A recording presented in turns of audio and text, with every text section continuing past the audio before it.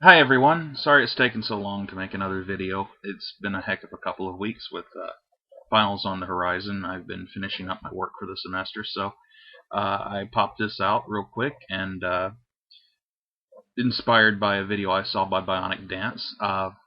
The 10 questions every atheist must answer. If you haven't seen it, I'll link them to you. Really painful stuff to watch, but very important to know how to answer these questions because these do come up. So if we'll just get right into it. First question. If there is no God, why is there anything at all? Well, now that makes a huge assumption that, somehow God must exist. I mean, that's not how scientific inquiry works. A problem they seem to have fairly often, just reading ahead, is that they make these huge assumptions about what must be required. And so, on to the second question, where is the evidence that life could have begun without intelligent interference? Well, remember what I was just saying, that they don't understand how scientific inquiry works. Yeah, here's something they may not know. You don't enter into an experiment with assumptions. You don't assume that intelligence must have created anything. Then I have a second objection, that even if they were right, where does that intelligence come from? I mean, I'd argue that something has to create any intelligence.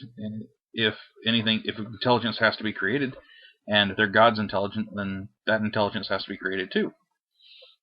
I mean, it's mentally unhelpful to assume that anything needs intelligence to exist, but if it is a requirement, then shouldn't all intelligence need something to exist? Or need a creator to exist that is intelligent? A symbol, perhaps, but not exist. Number 3. How can evolution explain features of irreducible complexity apart from intelligent intervention? I like this one.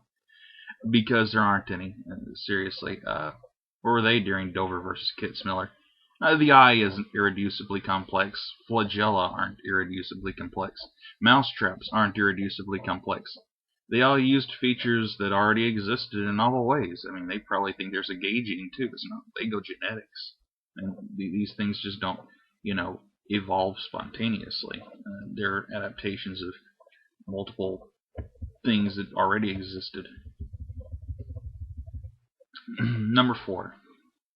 How can the evolutionary model be true since the fossil record clearly shows most major groups emerging at the same time? I'm not a paleontologist, and I'd wager they aren't either. So you know what, I'm going to call their bullshit. And what do they mean by groups? I mean, I think it's generally understood that most phyla appeared during the Cambrian or before the Precambrian. But look, I mean, that's a huge-ass group of organisms. Now you're basically saying, how can the evolutionary model be true since the fossil record clearly shows that chordates, mollusks, and arthropods all emerged at the same time? I don't think that's a valid question. I don't think that A connects to B in any meaningful way. 5. If there's no objective standard of right and wrong, how can anything be wrong? Well, nothing is wrong. It's that simple. Right and wrong are sociological concepts, so nothing's right or wrong objectively. And those concepts are based loosely on how positively or negatively things affect people and whether or not people would want them to. Is euthanasia of a willing individual moral? I'd say yeah. Proselytizing to someone who'd rather not be preached at? Maybe not. Morality does exist, but not, in the void of space without anything around it. It's not like, matter or anything like that.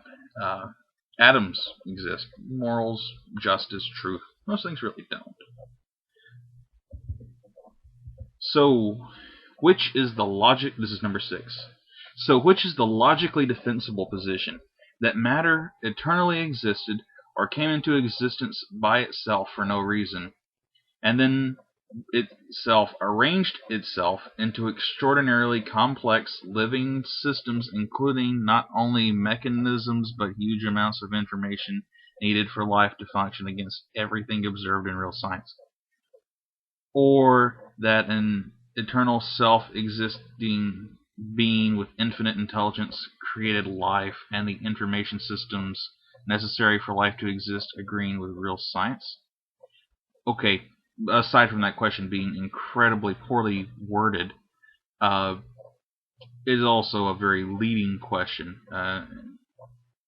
Common sense, I suppose, really rarely factors into science. We thought at one point that, fire was an element and that wood was part fire because you could burn wood. It made sense to us because it seemed like it should be true, but it wasn't. It doesn't really matter what we think is most likely. If the evidence shows something to be true, then it has to be true.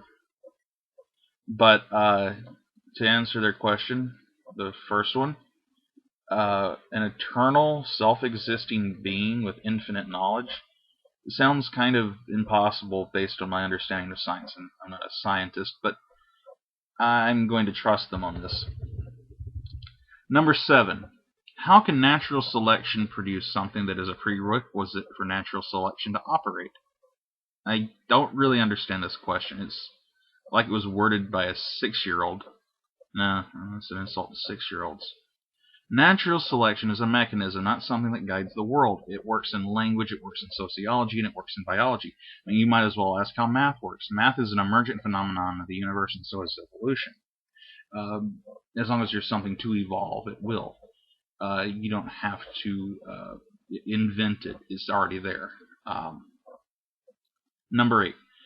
If scientists almost totally accept that a signal from outer space containing information that could be interpreted as a string of prime numbers would be proof of extraterrestrial intelligence, why would they not accept the information coding in the nucleus of the simplest cells of DNA, which is equivalent to the information in a full set of Encyclopedia Britannica, was the result of intelligence? That's just apples and oranges. I mean, the information in DNA of a simple cell isn't intelligible without observing what it does. It's essentially random static, though that comparison is a little inadequate. DNA isn't entirely random, though randomity does figure into it. You're basically comparing an intentioned string of data with an easily discernible meaning to the randomly changing genome of the domain archaea. Number 9. What if God is real as described in the Bible and you have to stand before him and give an account of your life?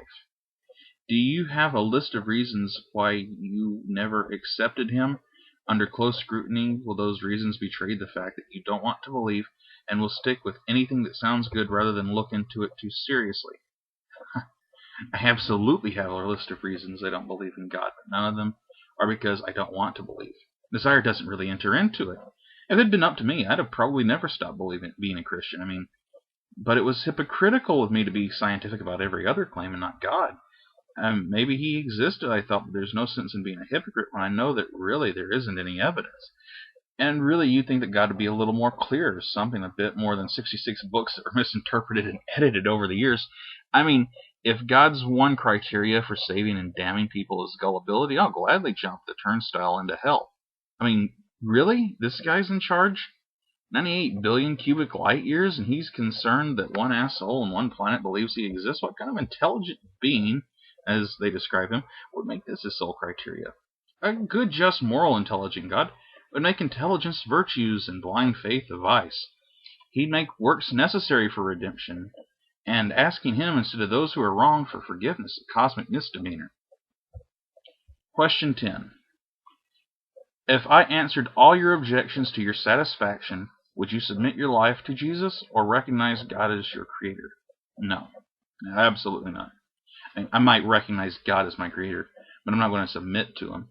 I'll be on the front lines in the fight against this amoral tyranny if this is the same God as described in the Bible. I mean, this God of yours is not benevolent. He's malevolent, stupid, childish. I won't submit to anyone I find morally and intellectually inferior to myself. If your God exists, he's the enemy. I'll be figuring out how to join the rest of God's enemies to fight this force of evil. But of course, I'd probably kill myself if this God existed. I mean, really, the universe looked so great this morning, and it turns out it's run by an asshole. That would be par for the course, wouldn't it? Well, thanks for watching again, and until next time, keep a story in your heart.